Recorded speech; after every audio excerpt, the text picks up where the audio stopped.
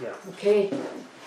Primero quiero agradecer por la oportunidad que me dan de estar con ustedes compartiendo la palabra. Y yo me he gozado en las alabanzas y en las oraciones también. Y cuando la hermana decía que se sentía, ¿cómo fue que dijo?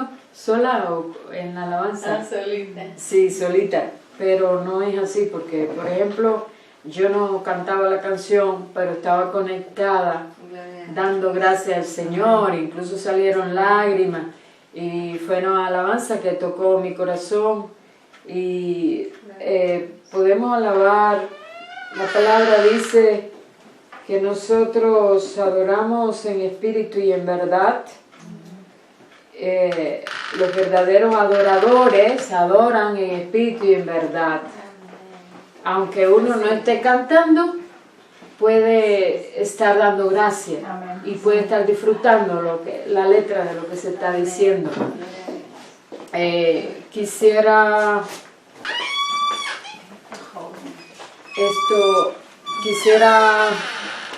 pedirles colaboración porque yo me entretengo fácil y se me va la idea.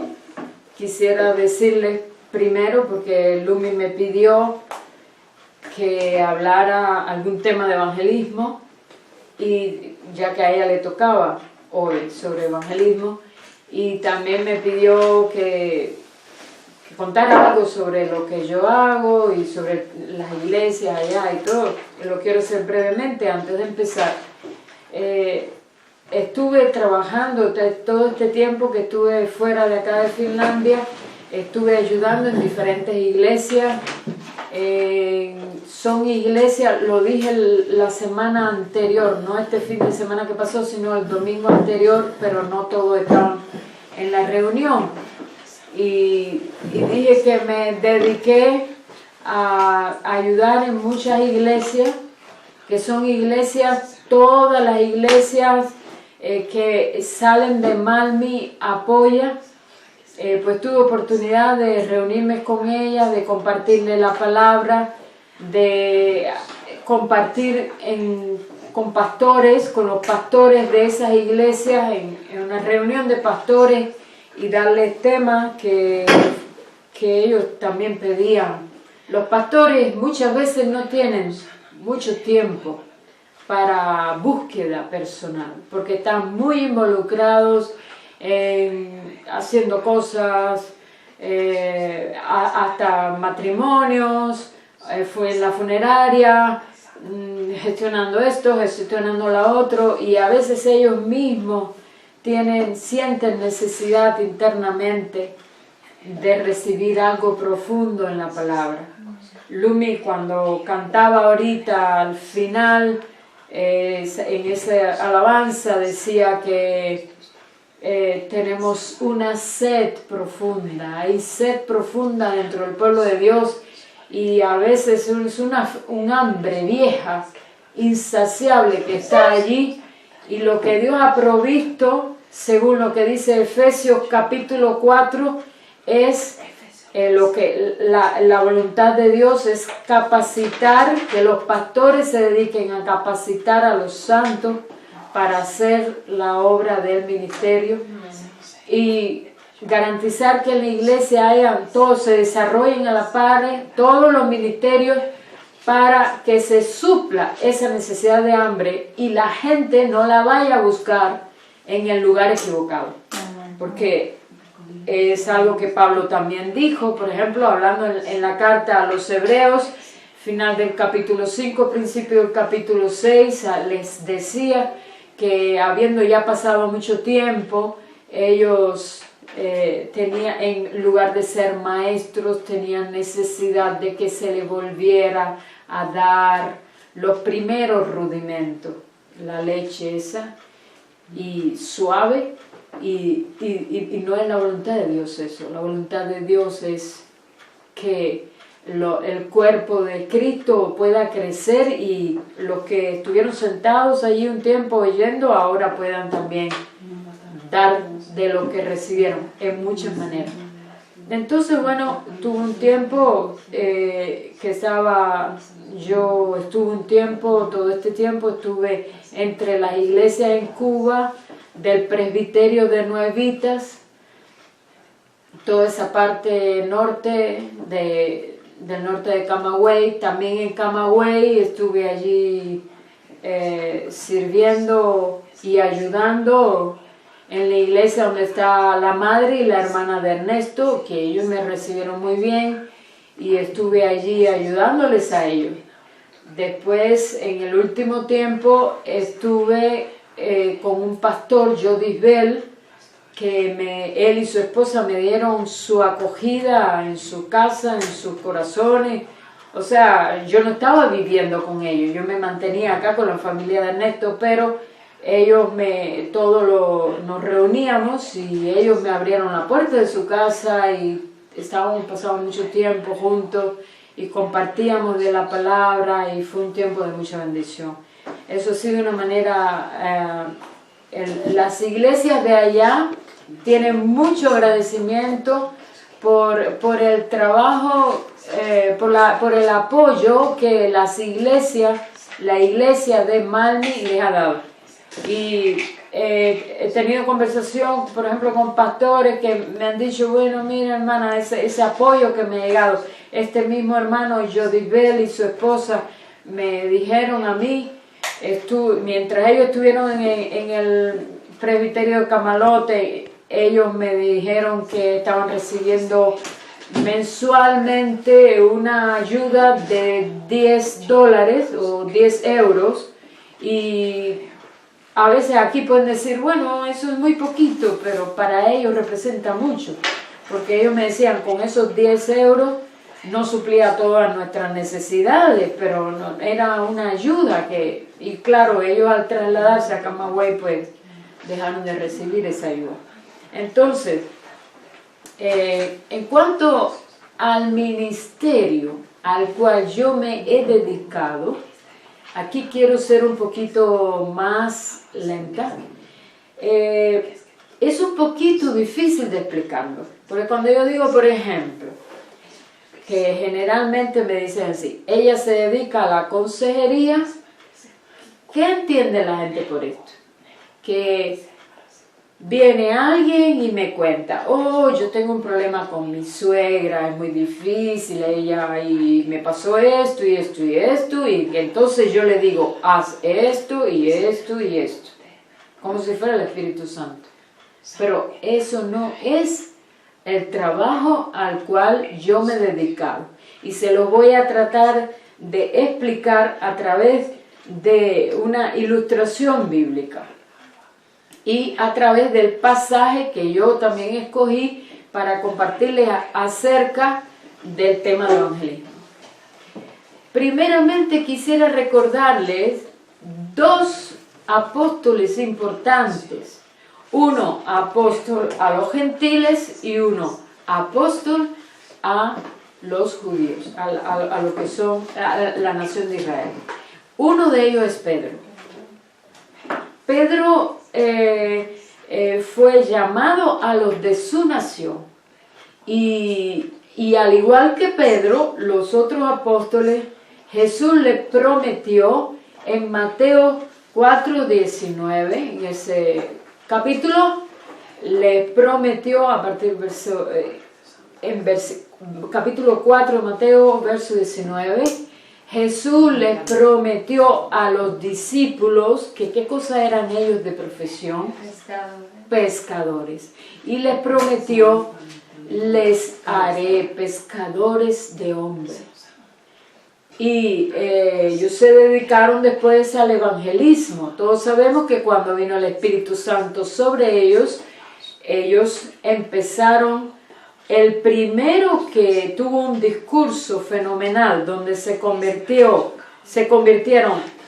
3,000 personas de a una, ese fue Pedro. Y cumpliéndose una profecía que le había dicho el Señor, a ti te ya daré las llaves. ¿Cómo es que dice el versículo? A ti te daré las llaves, porque es un versículo que a ti te daré las llaves de la puerta, yo he escuchado un poder grande, la llave, Ese día en Pentecostés se derramó el Espíritu Santo con una predicación bien sencilla de Pedro. En Hechos capítulo, ahí donde está la venida del Espíritu Santo en Pentecostés.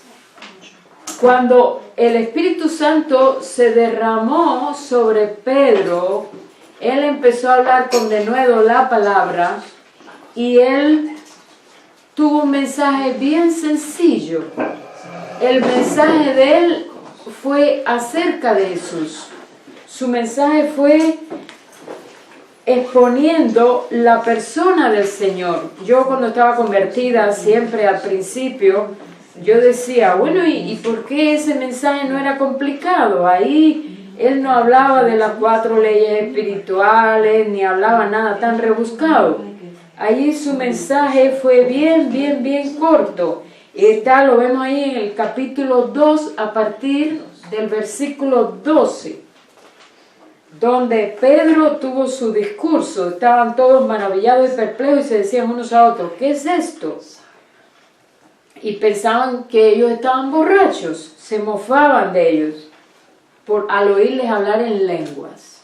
Ese capítulo, yo no puedo ir a través de ahí, pero yo sé que ustedes lo conocen, ese capítulo, y pueden después estudiarlo detenidamente, porque en la manera en que Pedro habló, cuando empezaron a mofarse y a decir que estaban llenos de mosto porque les oían hablar en lengua, Pedro dice que esos hombres no estaban ebrios, tal como ustedes suponen, porque aquí apenas son las 9 de la mañana, sino que esto es lo que fue dicho por el profeta Joel. Sucederá en los últimos días, dice Dios, que derramaré mi espíritu sobre toda carne. Sus hijos y sus hijas profetizarán, sus jóvenes verán visiones y sus ancianos soñarán sueños. En esos días derramaré mi espíritu sobre mis siervos y sobre mis siervas y profetizarán. Y bueno, él cita toda la profecía, pero ahora miren el discurso de él. Escuchen estas palabras, varones israelitas, Jesús el Nazareno, varón manifestado por Dios entre ustedes con milagros, prodigios y portentos, que hizo Dios entre ustedes por medio de él, tal como ustedes lo saben, a este que fue designado para esto por el conocimiento anticipado y la voluntad de Dios, ustedes lo entregaron en manos de los impíos y lo crucificaron y le dieron muerte. Pero, Dios lo resucitó y lo desató de los dolores del Seol, porque era imposible que él fuera retenido en el Seol, y todo el discurso es acerca de Jesús.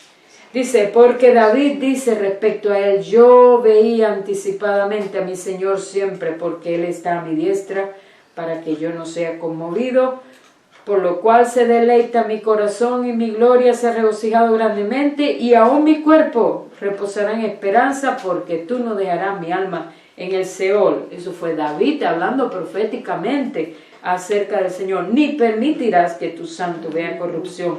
Tú me has dado a conocer el camino de la salvación. Me colmarás de regocijo con tu presencia. Y el discurso de sigue, varones hermanos nuestros, permítanme decirles claramente respecto al patriarca David, que murió y también fue sepultado, y su tumba está con nosotros hasta este día, porque él era profeta y sabía que con juramentos Dios le había jurado, del fruto de tus entrañas haré sentar a uno sobre tu trono. Yo estoy leyendo otra versión, pero la esencia es la misma. Y viéndolo de antemano, habló de la resurrección de Cristo, que no fue dejado en el Seol, ni su cuerpo vio corrupción. A este Jesús, Dios lo resucitó, y todos nosotros somos sus testigos, y Él es quien, exaltado con la diestra de Dios, ha recibido del Padre la promesa respecto al Espíritu Santo, y ha derramado este don, el que aquí ustedes ven y escuchan, porque David no ascendió al cielo, etcétera, etcétera, etcétera. David no ascendió al cielo porque él mismo dijo, Yahweh dijo a mi Señor, siéntate a mi diestra hasta que ponga a tus adversarios por estrado de tus pies. Sepa pues con certidumbre toda la casa de Israel que a este Jesús a quien ustedes crucificaron, Dios lo ha hecho el Señor y el Cristo. Todo el discurso de Pedro fue acerca de una persona. No dijo, tienes que dejar el alcohol, tienes que dejar el cigarro y después venir al... Tienes que dejar esto y venir a él. No dijo eso. El discurso de Pedro fue alrededor de una persona. Él es quien, acerca de quien se profetizó. Y cuando los ojos de ellos se abrieron para ver al Mesías, porque eran judíos que vivían en el extranjero y estaban de visita, festejando una fiesta, pues la fiesta de Pentecostés, pues lógicamente sus ojos se abrieron y se compungieron de espíritu y recibieron el Espíritu Santo. Entonces, ese ministerio de hacer pescadores de hombre, a ti te daré las llaves de los cielos, que le estaba profetizando las llaves del reino de Dios a Pedro, que no es como dicen los católicos, que es porque Pedro fue la roca, el fundamento, la roca es Cristo, sino porque Pedro, a través de su discurso, allí automáticamente ya Pedro estaba convertido en pescador de hombre, y esa fue la primera pesca milagrosa. Él no tuvo que hacer nada más que hablar acerca del Mesías. Tuvo 3,000 convertidos. Muchas de las razones por las cuales a veces la iglesia no recibe tanto fruto es porque en vez de centrarse en la persona de Jesús, nos centramos en cosas secundarias. Lo principal, si la iglesia quiere evangelizar, es centrarse en la persona de Jesús. Yo no soy evangelista. Cuando Lumi me dijo, mira, habla de evangelismo, yo puedo hablar de evangelismo, porque tengo el don de la palabra y me gusta la palabra, pero, ¿cómo decir? Yo tengo otro ministerio del cual les voy a hablar más adelante, pero en ese ministerio de hacer pescadores de hombre, a los evangelistas, Dios los ha hecho pescadores de hombres, les da pasión por pescar hombres, traerlos del mundo en su red. Esos son los evangelistas y tienen ese llamado. Fíjense bien que Jesús no dijo, tú te harás pescador de hombres, sino les haré pescadores de hombres, les haré, porque Él es el Señor de los dones, Él es quien nos llama además, Él es además quien nos capacita.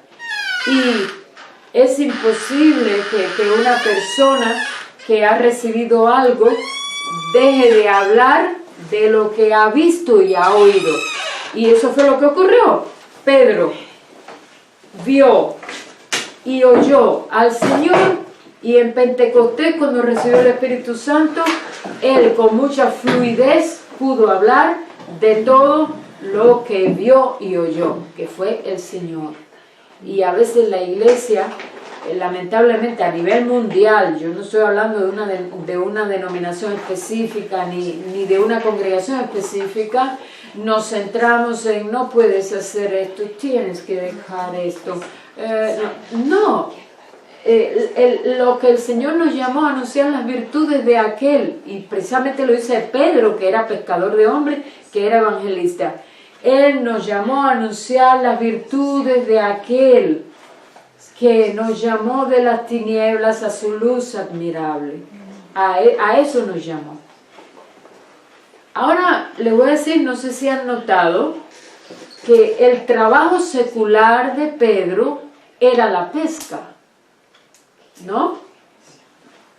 ¿No se han dado cuenta que el Señor, igual que los otros que tenían como trabajo secular la pesca, el Señor los hizo pescadores de hombres? les dio el ministerio de pescar hombres. Y por eso les haré pescadores de hombres. Esos son los evangelistas y son muy importantes dentro de la iglesia. Pero por favor, si alguien no tiene don de evangelismo, no le pongan culpa encima. Porque cada cual debe hacer aquello para lo cual el Señor le capacitó y le llamó y le puso en el cuerpo, porque de esa manera va a ser más efectivo. Entonces, la razón por la que hay muchos hijos de Dios frustrados en algunas congregaciones es porque están fuera del llamado en el que Dios les ubicó.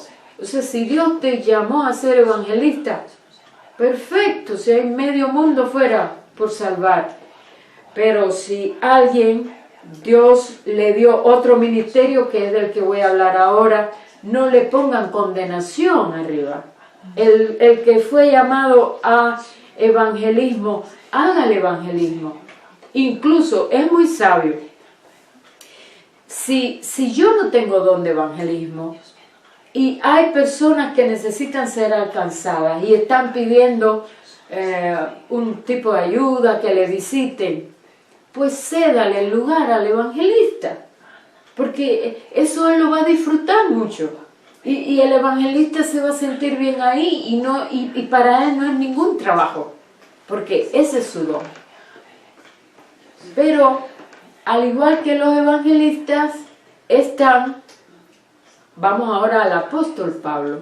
Es interesante para mí que cuando el Señor llamó a los 12, no llamó a Pablo. ¿No se han fijado en eso? Él no llamó a Pablo y los incluyó dentro de esos primeros 12 discípulos. Él escogió 12 que se iban a dedicar a la pesca de hombres. Pero un tiempo más tarde se le apareció en el camino de Damasco a Pablo, que estaba persiguiendo a la iglesia, y le dijo, cuando lo dejó ciego allí, que le dijo: Saulo, Saulo, ¿por qué me persigues? Así que perseguir a la iglesia es perseguir al Señor. Cuando le dijo: Saulo, Saulo, ¿por qué me persigues? Saulo cayó y quedó ciego. Y cuando se le apareció el Señor a Ananías y le dio la orden de que orara por Pablo, le dijo unas palabras: este va a ver cuánto tendrá que padecer por causa de mí. Porque, y quiero hablar de parte de ese sufrimiento grande que Pablo tuvo. Pedro tuvo sufrimiento, y es imposible que un hijo de Dios no sufra el sufrimiento de Jesús. A Pedro lo persiguieron, fue puesto en la prisión, ustedes lo saben, y fue azotado por hablar la palabra, y le prohibían estrictamente que no hablara en el nombre de Jesús, no predicara ese nombre.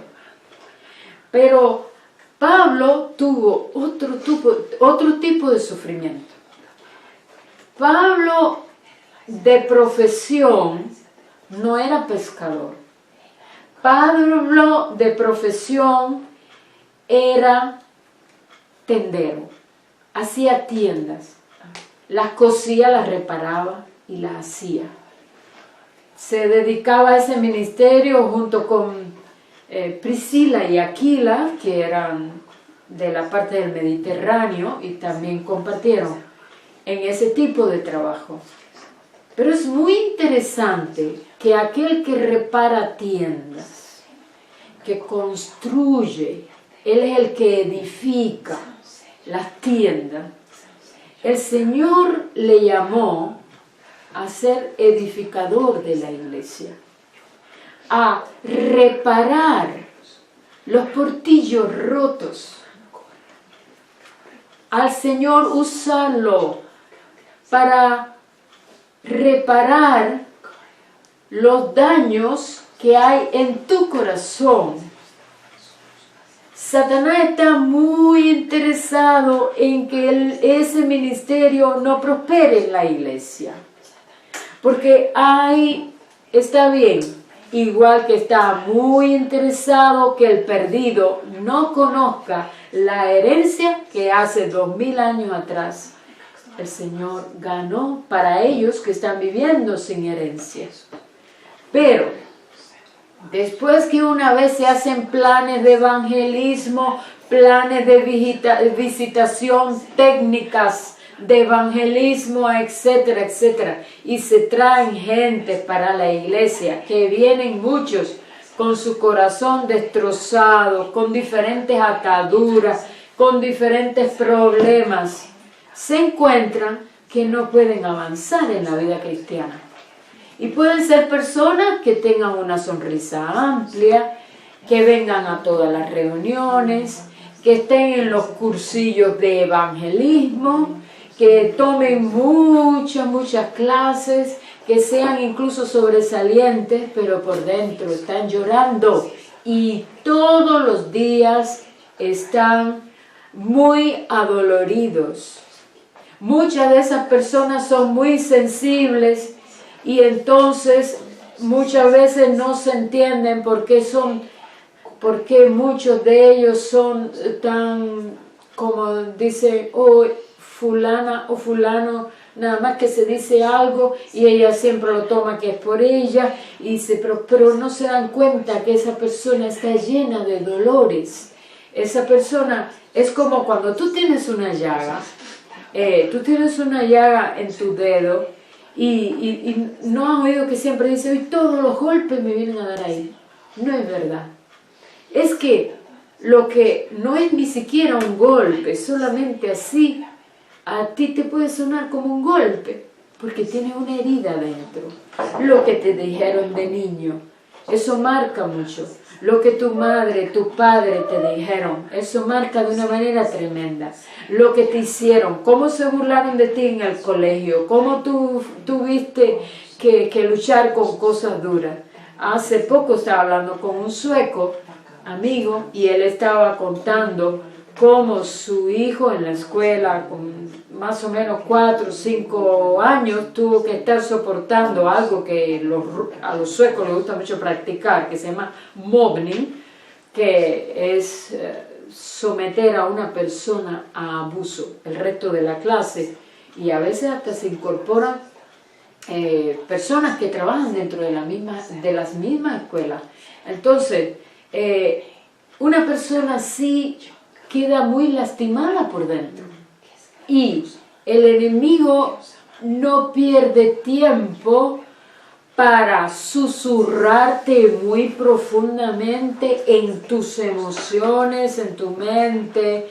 Tú no sirves, tú eres un cero a la izquierda, tú esto y tú lo otro, para que no te puedas identificar con la cruz. Porque si tú de verdad, no solo con conocimiento conceptual, te identificas con que eres limpia, con que eres pura, porque la sangre de Jesús te ha limpiado, que eres ciudadana del reino del cielo, que estás sentada juntamente con Cristo en los lugares celestiales, que eres embajadora de Cristo, etcétera, etcétera, etcétera.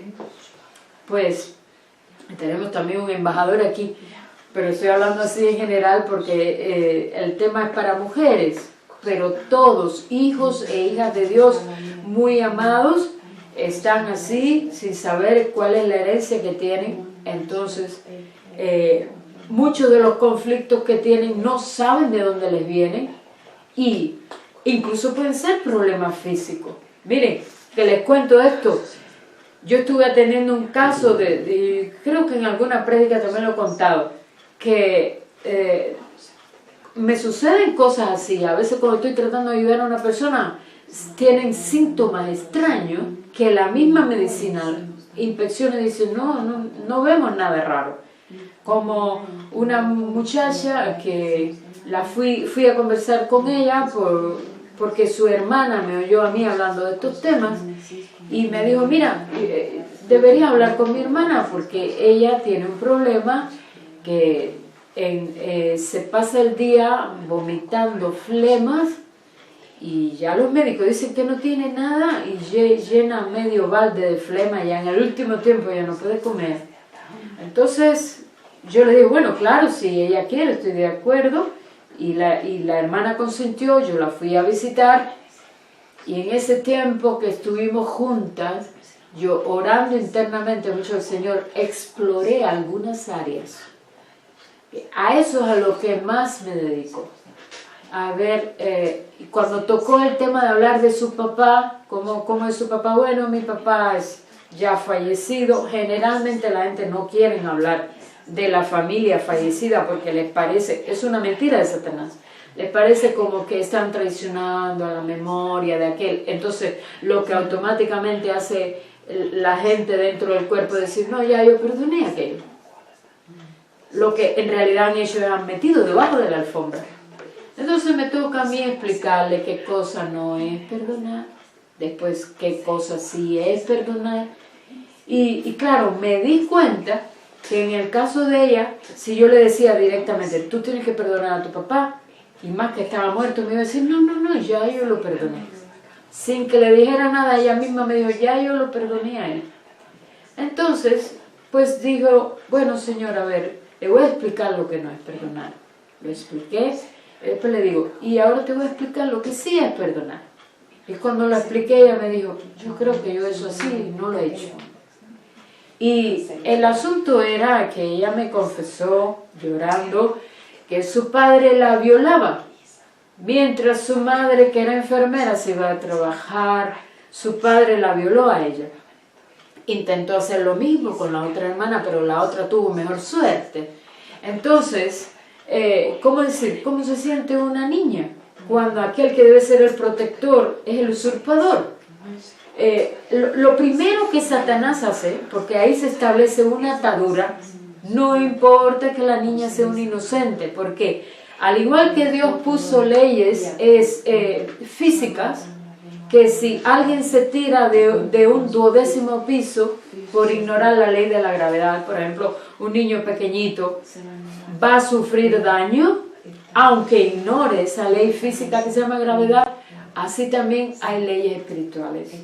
Y una de las maneras más poderosas en que se establecen ataduras a nivel espiritual y mental y emocional y de todo tipo, pero es una atadura básicamente en el espíritu que afecta a cuerpo, alma y todo, es cuando una persona es violada.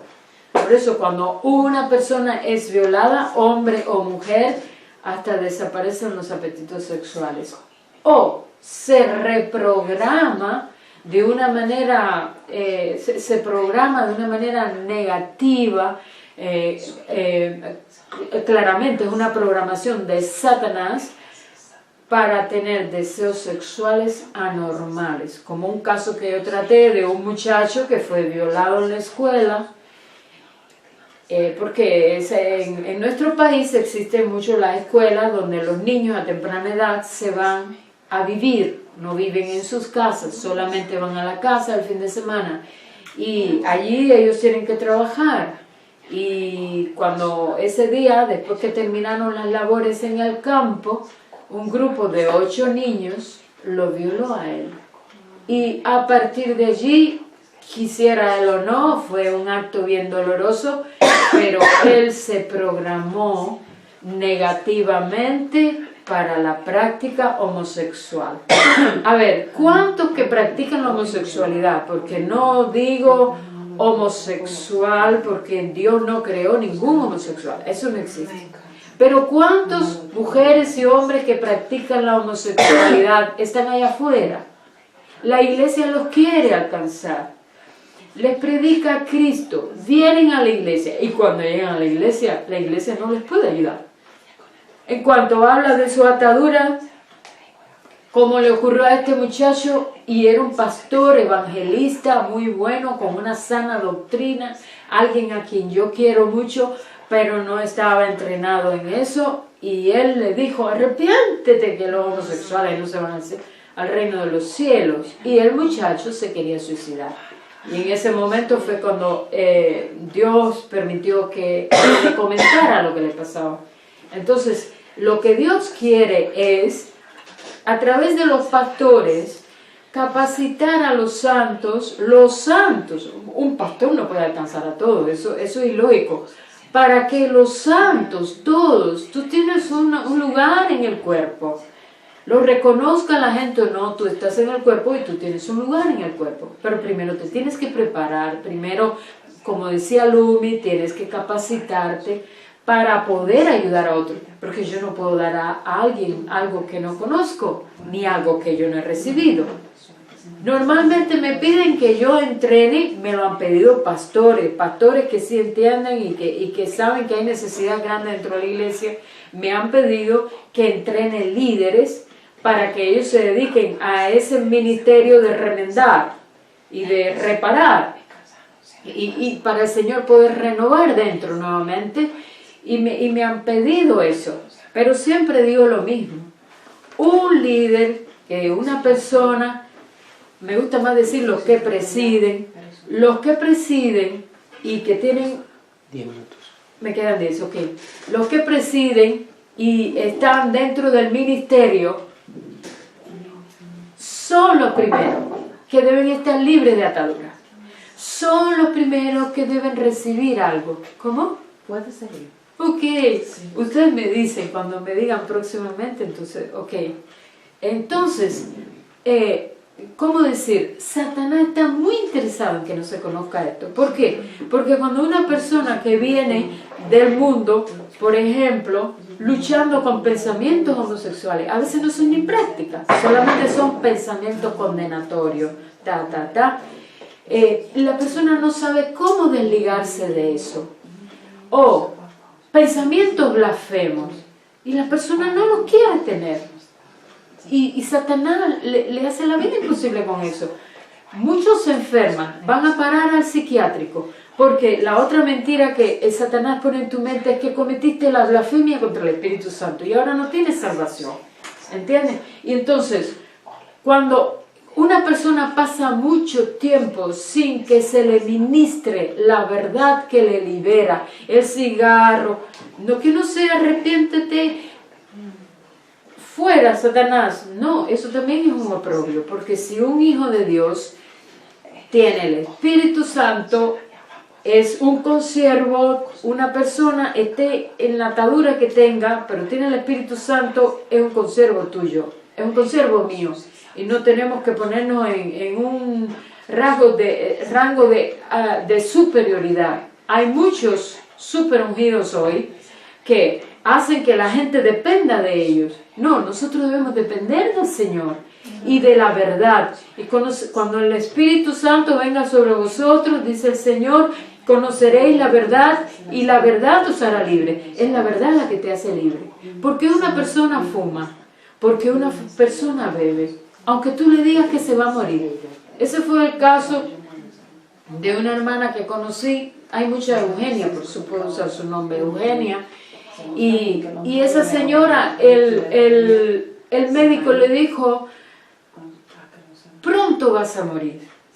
Porque tu corazón está muy enfermo y tú no dejas de fumar. Fumaba desde los 7 años. Y esa hermana buscó ayuda en muchas congregaciones. Fumaba escondida, lloraba y toda la noche le decía al Señor, todas las noches le decía al Señor, Señor, pero ya tú no me oyes, ¿por qué yo no te intereso? Eso era lo que estaba pidiendo. ¿Por qué tú liberas a otros que dan testimonio y a mí no? Y ella iba por aquí y por allá buscando algún super ungido que orara por ella y que ella se liberara del cigarro. Y recuerdo que estaba yo dando una conferencia para líderes acerca de la oración y era más bien un discipulado de oración. Me gusta mucho la teología práctica. Entonces, yo no te voy a empezar, mira, rompiendo las cadenas, si te doy el concepto. Ataduras son cadenas invisibles, según el griego, que te atas. Pero ya, no te voy a dar mucho de eso y te voy a hacer especialista en cadenas. Yo quiero decirte, mira, eso que estás pasando te puedes liberar y la solución es esta, mira la llave. A eso es a lo que me he dedicado. Muchos dicen, sí, pero Jesús con Jesús es suficiente. Sí, pero no. Les voy a decir porque una frase muy judía, sí, pero no.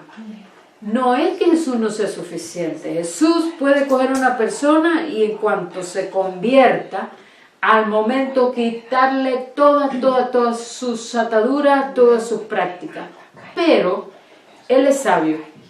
Y Él sabe que si nosotros no necesitáramos del cuerpo para nada, cada uno de nosotros se hiciera muy independiente. Por eso nos deja ciertos niveles en nuestra vida para que nosotros tengamos que necesitar al hermano y venir, hermano, mira, me está pasando esto. Y entonces allí entran dentro de la iglesia en función los ministerios que hay allí. ¿Entienden? Porque el Señor quiere que dependamos unos de otros y que nos ministremos la verdad unos a otros y que oremos unos a otros para que vivamos en libertad y también en armonías unos con otros. Muchas veces se rompe incluso alguna atadura solamente con la persona venir y exponer lo que está sucediendo. Y dicen, mira, me ha pasado esto, yo me siento estúpido o me siento estúpida. Solamente con hablarlo se puede romper el poder del enemigo, porque el enemigo opera en tinieblas, él opera en oculto. Pero el Señor es la luz y Él dice que no debemos, en la carta de Juan nos dice que no debemos tener miedo de la luz. Los que tuvieron miedo de la luz no vinieron a la luz, pero los que no tienen miedo de la luz vienen a la luz. La luz es buena, pero ahora hay que fomentar dentro del cuerpo de Cristo conocimiento sobre esto para que nadie se escandalice de los problemas de nadie. Y yo tengo que ver a mi hermano, verme primero a mí, si no, no puedo ver a mi hermano como alguien totalmente con una nueva identidad.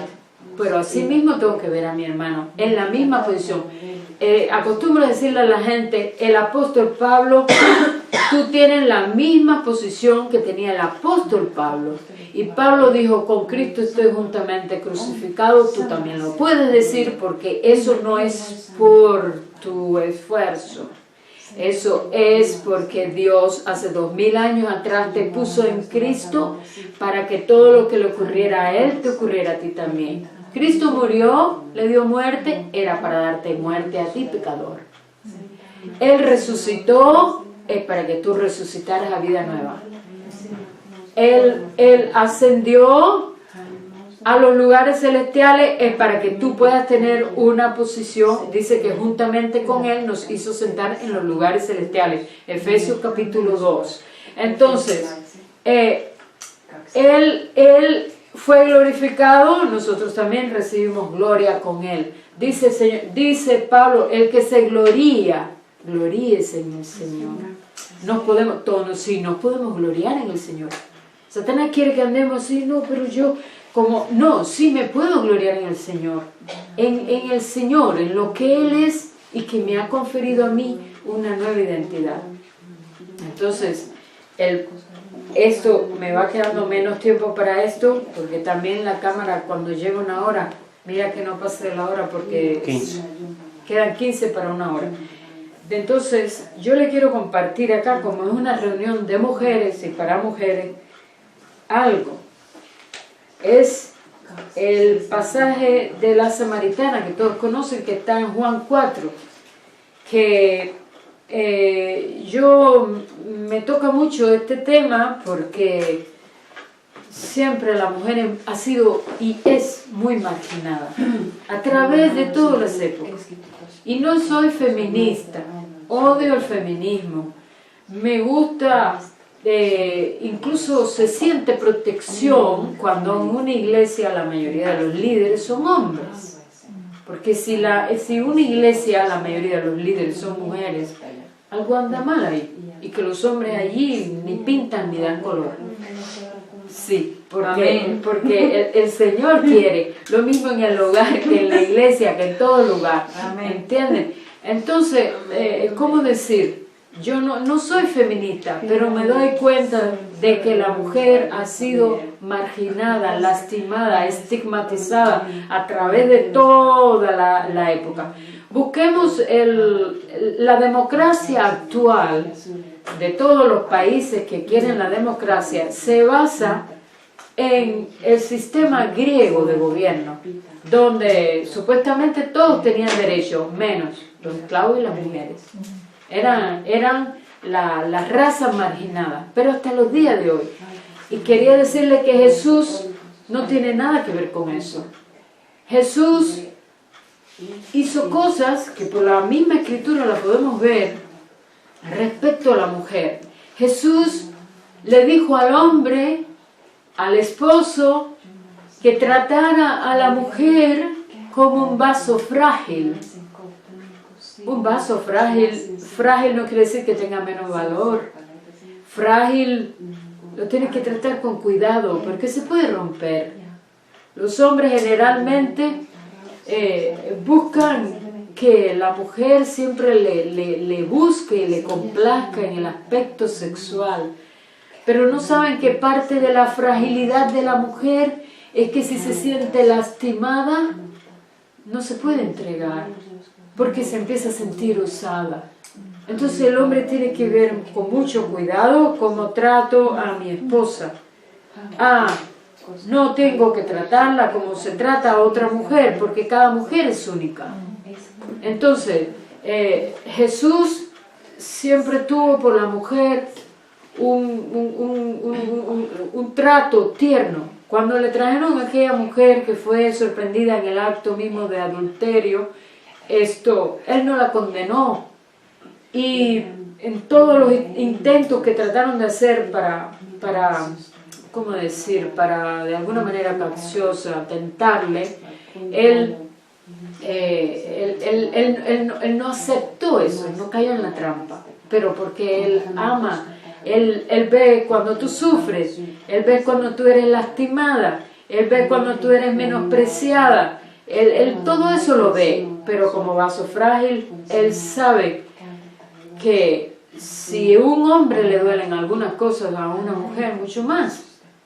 ¿Entiende? Entonces, aquí en el capítulo que todos conocemos de Juan 4, porque bueno, todos los que están aquí son cristianos y este capítulo lo han usado mucho los predicadores desde diferentes ópticas, vemos cómo vino una mujer samaritana para sacar agua al pozo y Jesús le pide de beber. Eso está en el versículo 7. Samaritanos y judíos, ya todos sabemos que no se trataban entre sí, porque los samaritanos, y eso está también en la Biblia, en el Antiguo Testamento, recuerdan que en Samaria se empezó a adorar, si conocían las escrituras, si conocían de Yahweh, si conocían. Ustedes ven en el discurso de la samaritana que ella dijo, nuestros padres dijeron que se debe adorar en este monte, pero ella le dijo, ella sí sabía. Incluso después le dice, me parece que tú eres el Mesías. Entonces, ella sí tenía conocimiento, pero el problema de los samaritanos era que ellos mezclaban la creencia en Yahweh o en Jehová con creencias paganas que no pertenecían al pueblo judío. Entonces ellos menospreciaban totalmente a la mujer y conocemos según el relato que Jesús le pide agua a ella y ella asombrada le dice que cómo le va a pedir agua a ella si ella es samaritana, pero para colmo mujer. Él estaba hablando con ella. Yo no quiero hacer un estudio de esto, sino hay algunos principios aquí de evangelismo. Lo primero es que ella se convirtió y su conversión fue por el hecho de que Jesús se dio a conocer. Y al igual que Pedro, vemos nuevamente ese principio allí, darle a conocer a la gente a Jesús.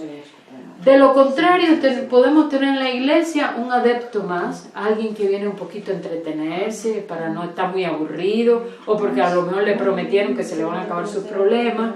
Pero Jesús es lo que debe hacer la transformación interna en una persona, y ocurrió en ella. Ellos entraron en un diálogo. ¿Me avisas? Ellos entraron en un diálogo. Esa es una manera que nosotros debemos tomar para evangelizar a la gente, no decirle, a ver, las 4 leyes espirituales, por cuanto todos hemos pecado, están destituidos de la gloria de Dios, No, Jesús era una persona que se relacionaba, y ese Jesús que se relaciona con la gente es el que le debemos presentar a la gente, y nosotros mismos establecer con ellos una relación. Que no tengamos en la mente que se convierta, no, lo que debemos tener en la mente es dar a conocer a Jesús a la gente. Y ella hizo un diálogo con él, y como consecuencia de ese diálogo vamos a ver cómo fueron subiendo las expectativas de ella, porque cuando Jesús le pide agua y después Él le dice, si conocieras el don de Dios y quién es quien te pide agua, le pedirías tú a Él. Cuando entran en esa conversación, ella le dice, dame de esa agua. Le dice, busca a tu marido. No fue para avergonzarla, como dicen algunos predicadores. Le dijo que trajera a su marido, porque Jesús sabía que ella tenía ahí una llaga. Se sintió repudiada muchas veces. Y ella le dijo, no tengo marido. Yo pienso que lo hizo así, no tengo marido, como lo leen. No fue así. Ella seguro que hasta bajó la mirada, no tengo marido. ¿Entiendes? Él dio en el clavo, en la llaga de ella. Y después Él le dijo, bien has dicho, no tienes marido. Y el que tienes ahora, porque 5 maridos has tenido, y el que tienes ahora, que venía siendo el 6º, no es tu marido. Le estaba diciendo, sí, tu llaga es bien grande, porque has sido de continuo rechazada. ¿Entiendes? Y en ese diálogo ella le dice, Señor, me parece que tú eres profeta. Pero cuando continuaron el diálogo, ya ella se mete en aspectos teológicos. A nosotros nos dijeron que se debería adorar aquí, pero ustedes dicen los judíos que es allá. Y entonces él dijo, mujer, créeme que los verdaderos adoradores adorarán al Padre en espíritu y verdad. La hora es en que los verdaderos adoradores adorarán al Padre en espíritu y en verdad. La hora había llegado, donde quiera que uno esté, porque Jesús sabía lo que él iba a hacer. Entonces ya allí se le fueron abriendo los ojos. Mientras más dialoguemos con Jesús y mientras más le presentemos a la gente a Jesús para que dialogue con él, más el Señor le va abriendo. ¿Y cómo es ese diálogo? Le damos la palabra, le damos una Biblia, le hablamos de Jesús y le damos una Biblia, y la persona empieza a leer la Biblia y entra en ese diálogo con Jesús. Yo me convertí leyendo la Biblia. Yo no me convertí en ninguna iglesia ni en ningún plan de evangelismo. Entonces, en ese diálogo, me quedan 5, ¿ok? Para que si no se apaga la cámara. Entonces, en ese diálogo, para que otros puedan disfrutar la enseñanza, los que no estuvieron. En ese diálogo, ella entonces ya va cambiando. Y hace así, deja su cántaro y va hasta la ciudad y busca a los hombres. ¿Qué mesa directiva la nombró a ella? Pregunto, evangelista. Ninguna mesa directiva. Ella sencillamente reconoció, tuvo revelación, este es el Mesías, y fue a la ciudad y espontáneamente habló a los hombres. O sea, cuando una persona de verdad recibe el plan de salvación tal y como es imposible que esa persona no hable y no quiera compartir con otros lo que ya recibió. Ella se fue sin que nadie la nombrara y se fue a compartir lo que había visto. ¿Qué fue lo que vio? A Jesús el Mesías. Y se lo dijo, vengan, que yo creo que he visto uno que es el Mesías. Y ellos vinieron Y oyeron, y cuando vieron y estuvieron con él, dijeron, mujer, ya no solo creemos por tu dicho, sino que ahora nosotros mismos hemos visto y creemos que este es el Mesías. Pero ¿qué indica eso? Que la persona tiene que tener sólidas convicciones. Y las convicciones vienen por la palabra. Y con la palabra, dialogar con Jesús. Era Jesús quien le estaba dando un cuadro acerca de él, dialogando con ella. Y a partir de allí, ella pudo ir con mucha libertad a decirle a otro lo que vio. Ese era un tiempo breve, les doy gracias porque de todas maneras me sorprendió, ya hasta la cámara le van quedando 4 minutos. Agradezco los gentiles y dadivosos que fueron conmigo y también pacientes. Y yo creo que esta palabra de alguna manera puede dejar fruto en ustedes. Traté de hacerlo bien simple para que se les quede y también les sirva a los que están en internet. El Señor les ama y el Señor quiere que cada uno de nosotros pueda vivir libre de atadura. Porque mira qué lamentable es que tú te involucres en un plan de evangelismo y te vayas allí al metro a repartir tratado y le diga a la gente, Cristo te ama, tú eres si vienes a Él te hace embajadora, y tú mismo por dentro digas, ay, pero yo no siento que Dios me ama, yo soy tan mala y he sido tan mala en la vida que Dios a mí no me ama, eso es para aquel. Y estoy hablando la verdad, pero no saben lo que pasa dentro de mí. Hay heridas que sanar. A veces hasta los mismos esposos que son cristianos, que tienen la Biblia, ignoran cómo es que su mujer está así de dañada y meten más daño dentro de ella. Y por eso la iglesia entera tiene que ser capacitada. Y en las reuniones de los hombres deberían venir mujeres para oír. Y en las reuniones de mujeres deberían venir hombres para oír. Amén. Amén. Señor les bendiga.